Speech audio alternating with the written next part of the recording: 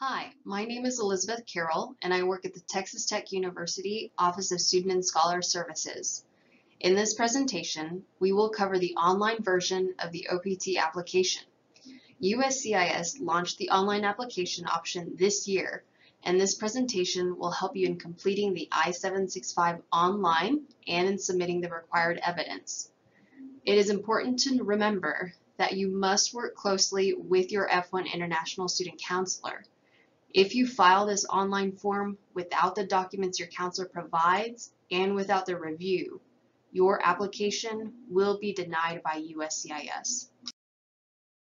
In order to file your application with USCIS, you need to have a USCIS online account. If you go to myaccount.uscis.gov, you will reach this page where you can log in if you already have an account.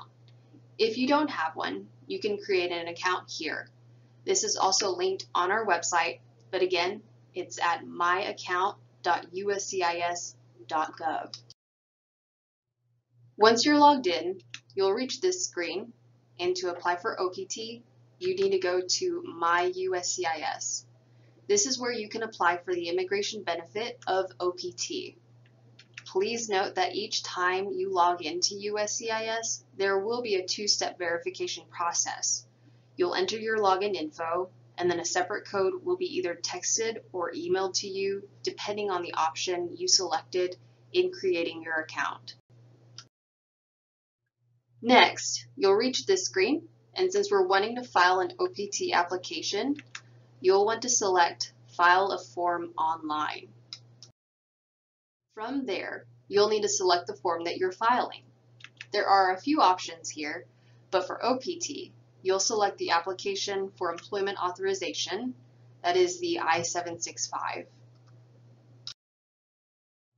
Next, you'll reach this information page that talks about the application.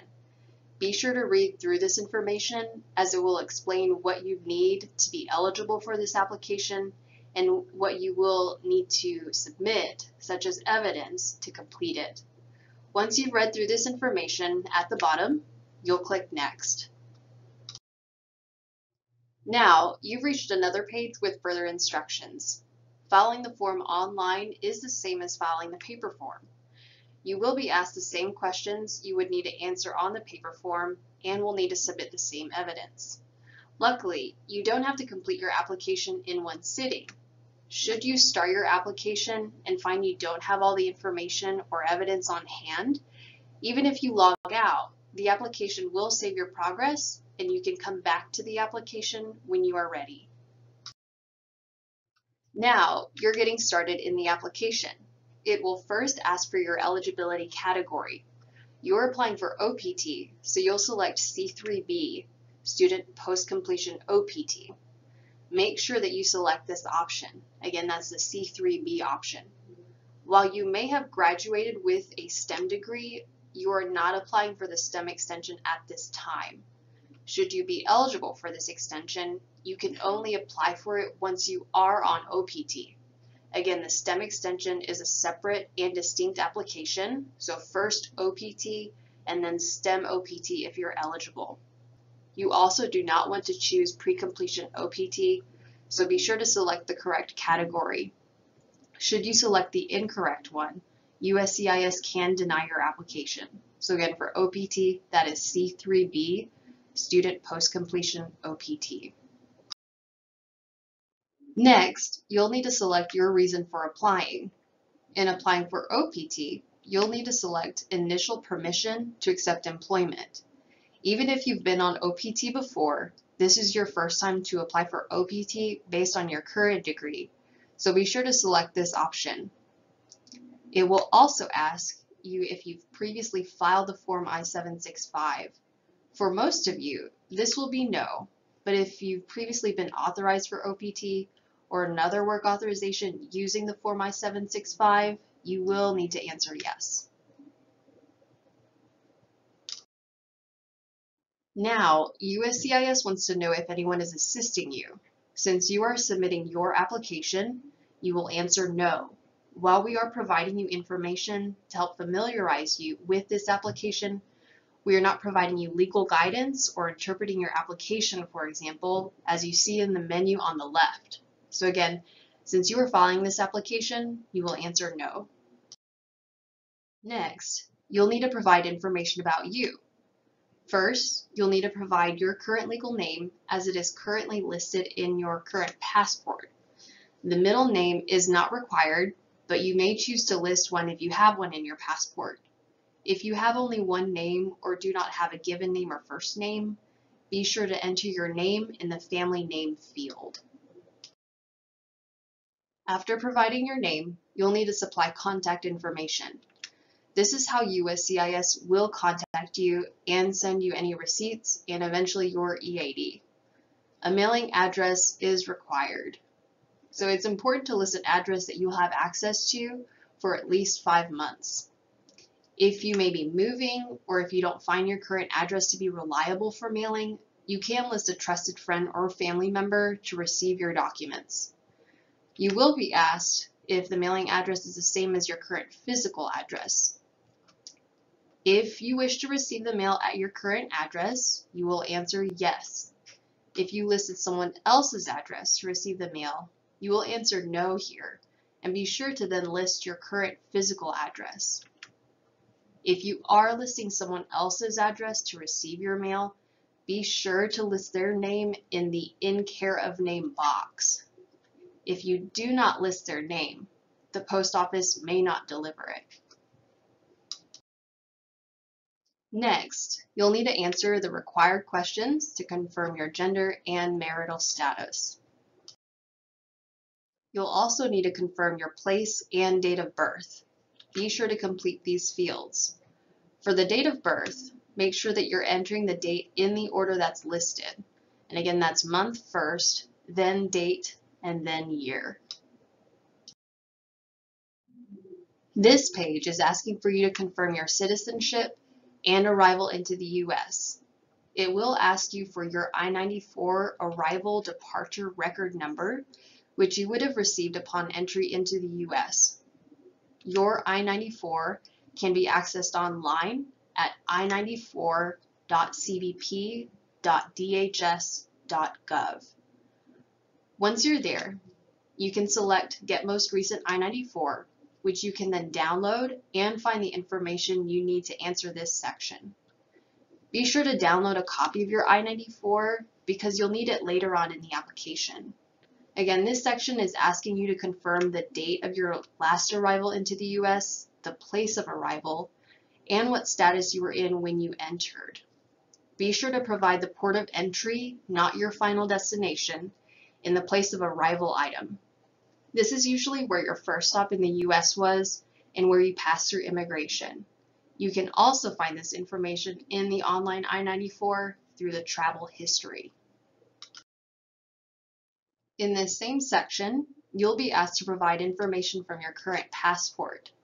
You want to have your passport on hand to complete this section to make sure the information is accurate. It will also ask for your travel document number. You will leave this item blank. It will also ask for your CITIZENSHIP number. You will need to enter this number, which can be found in the top left corner of your current I-20. There are a few more questions in this section to provide other information. It will ask for your A number. You will mark I do not have or do not know my A number. It will then ask you for your USCIS online account number. Same thing here. You'll mark I do not have or know my USCIS online account number. Next, it will ask you if you need the Social Security Administration to issue you a Social Security card. If you already have an SSN, you will mark no. You do not need a new SSN for OPT. The one you have is a lifelong number. If you do not yet have an SSN, you'll need to select yes to request one. Be sure to then provide the information requested to be issued an SSN. Now, you've reached the evidence section. You will have to upload a 2x2 photo of you that will be used for your EAD. A digital photo can be taken at the ICC in our passport office or at many pharmacies in Lubbock, such as Walgreens or CVS. The photos must meet the specific standards listed by USCIS and be uploaded in the correct format and file size. Ideally, you'd have a digital photo to upload, so we caution against uploading a physical copy that you've scanned. But if you do, make absolutely sure it meets USCIS's listed requirements. This is where you will upload the I-94 that you needed to download earlier. Again, this can be found at i94.cbp.dhs.gov, and you can download it as a PDF that you can upload here. Next, you'll need to upload an employment authorization document or government ID. If you have previously been issued an EAD, whether it was for OPT or another work authorization, you will need to upload it here. If you've never been issued an EAD, you will need to upload the bio page of your passport. This is the page that will include your picture and biographical information. So again, if you have an EAD, you'll upload it here, but if you do not, then be sure to upload a copy of your passport bio page. If you've previously been authorized for either CPT or OPT, you will need to provide evidence of these authorizations. You'll need to upload any previous I-20s that list the CPT or OPT. This will include the first and second page of the I-20. These I-20s list the details of the authorization, and USCIS wants to see what the authorization was and at what academic level it took place, such as bachelor's or master's. And again, this will be listed on the I-20. Now, you'll need to upload your current I-20. This I-20 is the OPT I-20 you would have requested from your advisor. If you do not have this I-20, your application cannot be submitted properly. Please see our website for the documents you would need to send your counselor in order for this I-20 to be issued. It's important to remember that the application must be submitted to USCIS within 30 days of the date the OPT I-20 was issued. Again, that date can be found on the first page of the I-20, but this does not mean that you need to upload it here within 30 days, but that the application must be completed and submitted before the 30 days run out. Should you not get to it in time, email your counselor for a new I-20 with a new OPT request.